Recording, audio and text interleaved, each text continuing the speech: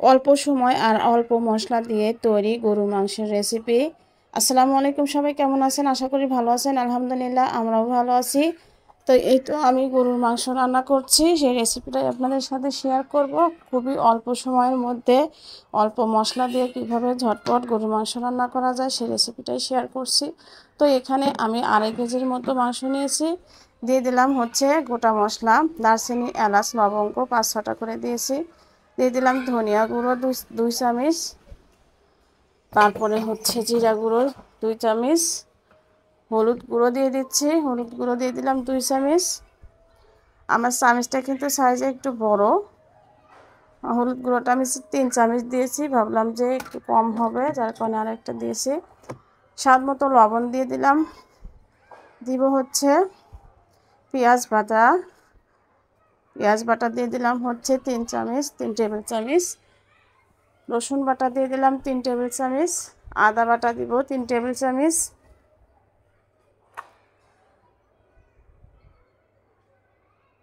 তো বেশ অনেকখানি তেল দিয়ে দিব। দিয়েছি আমি কাঁচামরিচ। দেওয়ার পরে আমি ভালো করে মাংসটা মাখিয়ে নিব। মাংসটা যত ভালো করে মাখানো হবে খেতে কিন্তু ততটাই মজা হয়। আর হাতে মাখা মাংস একটু স্বাদ মনে হয় বেশি হয়, আমার মনে হয়।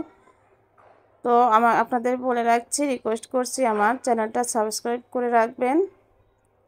পারলে আমার চ্যানেলটা একটু ঘুরে আসবেন, নিত্য নতুন রেসিপি দেখে আসবেন। তো এই তো পাতিলের মধ্যে তেল দিয়ে দেওয়ার পরে আমি মাখিয়ে রাখা মাংসগুলো দিয়ে দিলাম। দিয়ে আমি ভালো করে কষিয়ে নিব। তো গরুর মাংসটা যত ভালো করে কষানো হবে খেতে কিন্তু ততটাই ভালো হয়। তো এই তো আমি ঢাকনা দিয়ে ঢেকে দিয়ে মোটামুটি বেশ সময় আমি কষিয়ে নিব। অনেক সময় দেখা যায় যে মাংস কষানো কম হলে খেতে কিন্তু মজাও কম লাগে। এর জন্য একটু মাংসটা ভালো করে কষালে খেতে কিন্তু বেশি ভালো লাগে। এটা আমাদের মা চাষিদের কাছ থেকে আমরা এটাই জেনে এসেছি।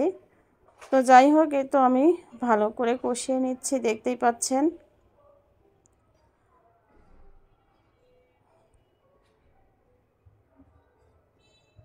তো কষিয়ে নেওয়ার পরে আমি দিয়ে দিব হচ্ছে গরম পানি।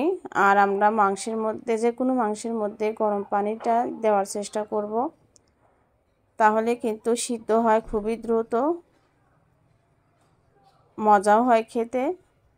তো আমি 20 মিনিটের মতো রান্না করে ঢাকনা দিয়ে ঢেকে লবণ টবণ দেখে আবারও 20 মিনিট রান্না করেছি। আমার রেসিপিটা ভালো লাগলে লাইক